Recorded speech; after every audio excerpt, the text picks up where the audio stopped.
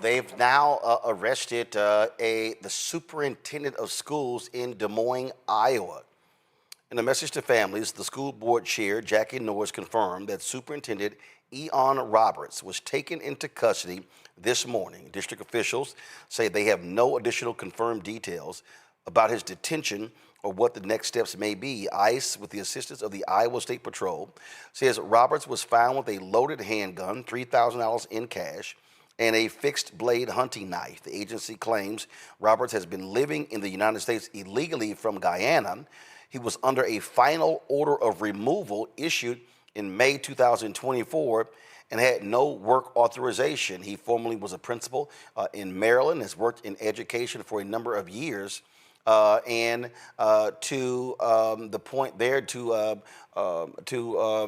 Michael's point, Drew, they talked about, releasing going after hardened criminals. The superintendent of schools, I don't think qualifies for that category. Listen, it's just like Michael said, the people who voted for this man that's occupying the White House, whether they try to admit to it or not, they voted for this. We know that he's a liar. We know that he's racist. We know who's leading the charge, which is Stephen Miller, who is his puppeteer. We recognize that this is exactly what they want to do. He played into, I guess you would say, the fears of those that are criminals, but he is going to the places where it's the lowest hanging fruit. And while we are able to hear about Ian in Iowa, and we saw this situation that was in New York, there are thousands of people who are actually just going about their day and are coming up missing because this is their approach. This is their attack. We know this. I don't even understand why we are surprised. Yes, we need to use this to push back. Yes, we need to think about ways to be able to figure out ways to make sure we highlight all of this information. But truth be told, I really do not believe anything is going to happen until the next election cycle and we change who's in place to make decisions and make laws that can make sure that we keep our people safe. Oh, there's no doubt. I mean, listen, this is what they want to do. This is what they want to see. They absolutely are buying into this. This was the statement. ICE released a statement. This is what they said. During a targeted enforcement operation on September 26, 2025, officers approached Roberts in his vehicle about identifying himself, but he sped away. Officers later discovered his vehicle abandoned near a wooded area. State Patrol assisted in locating the subject, and he was taken into ICE custody. Roberts has existing weapons possession charges from February 5th, 2020. Roberts entered the United States in 1999 on a student visa and was given a final order of removal by an immigration judge in May of 2024. The investigation into how Roberts acquired the handgun is being turned over to the ATF. It is a violation of federal law for those in the United States without legal status to possess a firearm and ammunition. And as I said, he was the superintendent of schools in Des Moines, Iowa.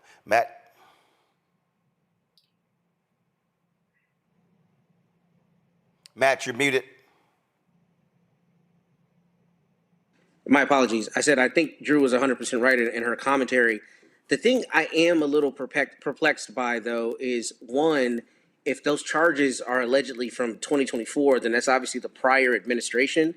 And what I'd be interested in knowing is how the Des Moines Public Schools, one, didn't have a contingency plan for this, or, how he was basically in that job if those things are true. That's definitely not to cast aspersions on him, but Des Moines, I just looked it up, their certified enrollment this year is 30,000 students. So, how you could have a superintendent who is in a status where there's a question about whether he's going to be enforced is a concerning thing. And I wonder, as this goes on, what we're going to learn about why, he was being targeted and what those charges came from. And that's to give him the benefit of the doubt. I mean, everybody should be presumed innocent. However, I think the larger point that Drew was speaking to is, the idea that Trump very often says things that we know are just patently false. And the rhetoric around rounding up immigrants has been, we're going to get these criminals. But I mean, if you're the PhD superintendent of a school district with 30,000 students, you are, at least presumed not to be a criminal. So I don't know how that happens, and I don't know how, if you are MAGA, how you jibe with what is being said, but what is true, and that is that they're rounding up people who are not known to be criminals, which is in direct contravention of what they're saying. But beyond that, I mean, I am interested in knowing more, because if there was an order of removal from last year, I think, we have to be truthful about the fact that that did not emanate from this administration. And I'm interested in the information around that, because I think that context is important. Michael? Yeah, Roland, I wasn't familiar with this case here. So we'll see how this turns out. It sounds like he was doing a good job here. He came in on the student visa. We do know that overstaying visas is a big problem as well, but there's a difference between coming in to the country illegally and coming in on a student visa and overstaying the visa. That happens a lot, okay? But they did come in legally. So we'll see how this plays out. Hopefully it turns out the best for him. But you hope that he gets some type of the benefit of the doubt, or that there's some other details that we don't know about that are in his favor, because it sounds like he was doing a really good job in his position also. Hello, I'm Isaac Hayes III, founder and CEO of Fanbase, and I'm here with a very important message. We are at a turning point in the Black community where we must have equity in the apps we use that scale to billions of dollars. But this time, we own the infrastructure, we own the culture, and we shape the future. And Fanbase is the future. Fanbase combines the free functionality of Instagram, TikTok, and YouTube into an all-in-one platform built for the evolution of social media and monetization. With over 1.4 million users, that's real proof that we are shifting the conversation of tech ownership and equity for creators. So right now, I want you to go to startengine.com/fanbase and invest today. The minimum to invest is $399. That gets you 60 shares of stock in Fanbase at $665 a share. This marks a turning point in Black ownership of social media. If we don't take this opportunity to own social media right now, we will always be customers to our own creations. And that can't go on. So once again, go to startengine.com/fanbase and invest today. We must own the platforms where our voices live, our stories matter, and where our culture drives the world.